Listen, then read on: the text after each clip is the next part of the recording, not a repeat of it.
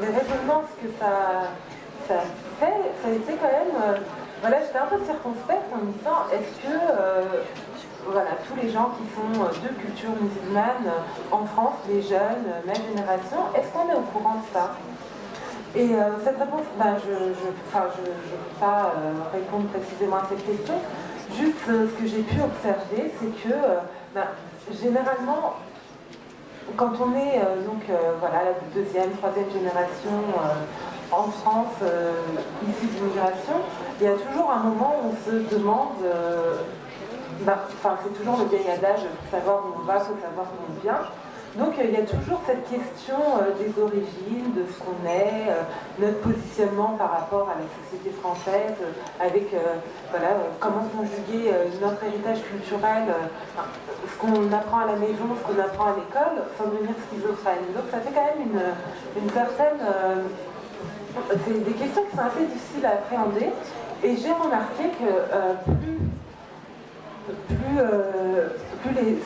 les jeunes adultes comme moi, à partir du moment où on s'intéresse à notre héritage culturel, fatalement on est amené à revenir à se documenter grâce à Internet, grâce à des livres.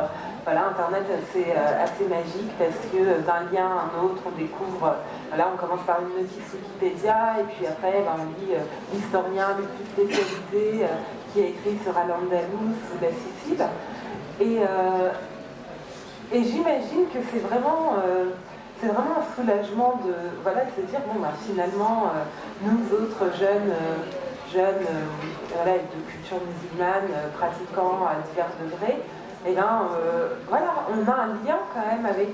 En plus de la fierté, qu'est-ce que vous en tirez? On en tire une certaine légitimité, finalement. Parce que...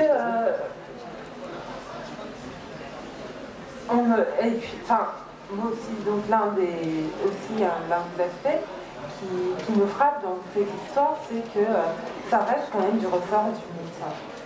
Pour moi, Al-Andalus, c'est un mythe qui a été plus ou moins la coexistence, ce genre de choses,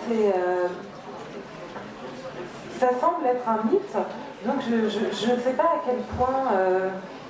à quel point aujourd'hui ça peut avoir des résonances ou être le schéma d'Al-Andalus transposé à la France d'aujourd'hui. Je pense qu'au contraire c'est à nous d'inventer, de composer avec les réalités et d'inventer notre propre modèle d'existence et comment conjuguer tous ces héritages, comme je disais, un peu même s'il y a des périodes où c'est un peu plus compliqué que d'autres.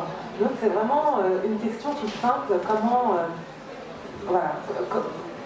comment faire coexister tout ça pacifiquement, justement.